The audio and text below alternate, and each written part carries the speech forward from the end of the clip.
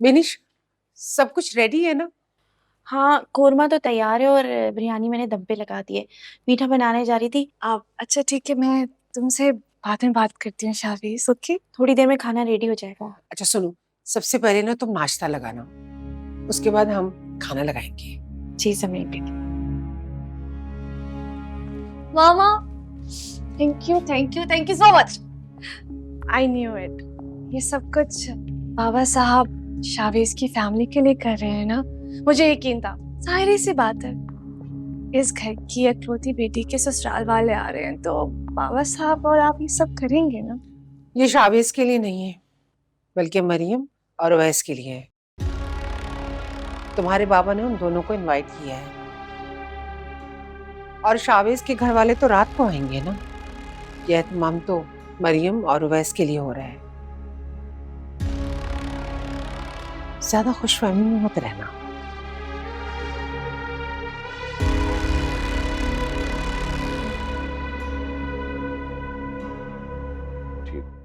Owais बेटा, तुम ठीक हो?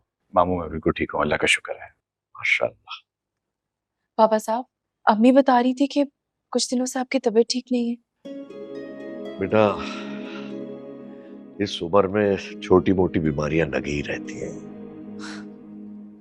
कैसी बातें कर रहे हैं? अभी आपकी उम्र ही क्या है? अल्लाह ना करे आपको कुछ। बेटा, नाफरमान औलाद इंसान को जल्दी बूढ़ा कर देती है। मैं भी बूढ़ा हो गया हूं। आप भी कैसी बातें लेके बैठ गए? ओवैस, आपा नहीं आई साथ? मामा की तबीयत ठीक नहीं थी। सुबह तो मेरी उनसे बात हुई थी, वो बिल्कुल ठीक ठाक थी। हाँ, बस कुछ नहीं, वो सर में दर्द था। सर में दर्द था तो कोई इतनी बड़ी बीमारी तो नहीं थी ना, आ सकती थी। समरीन, क्या हो गया तुम्हें? क्यों तुम बच्चे के पीछे पड़ गई हो? अब क्या तुम्हारे मुंह पे कह दे कि आपा हमारी औलाद की शक्ल नहीं देखना चाहती, इसीलिए नहीं आई? बाबा साहब, अब आप भी सब बातें बाहर ही करेंगे। चले अंदर चल के बात करते हैं। आओ बेटा।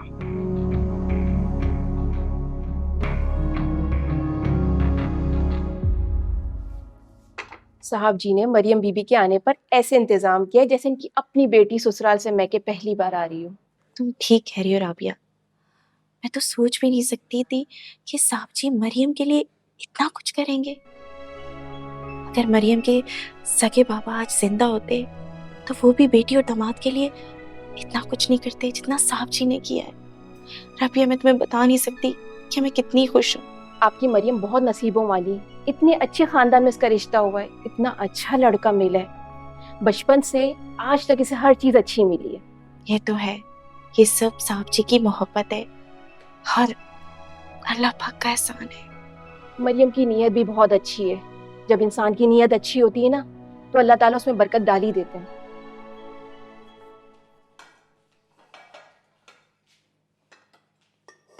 रबिया, अनाबिया ने खाना खा लिया? बेगम साहिबा, मैं अनाबिया बीबी के कमरे में गई थी, पर उन्होंने गुस्से में खाना खाने से मना कर दिया था। तो तुम वापस ट्रे ले आई हो, मुझे बताया क्यों नहीं तुमने?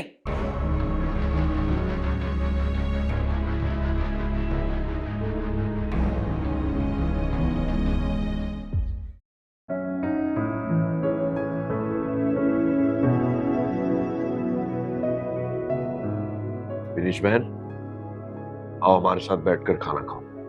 नहीं साहब जी, मैं थोड़ी देर बाद खाऊंगी।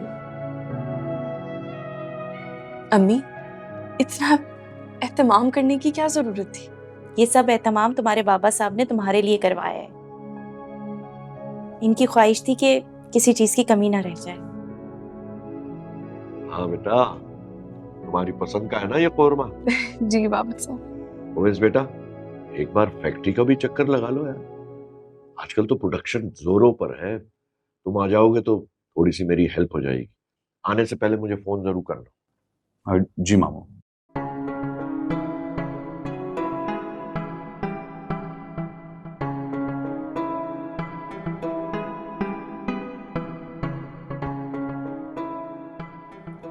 इसका खाना इसके कमरे में नहीं पहुंचाया? क्या हो गया आपको शकील? सबके सामने चुप कर जाए।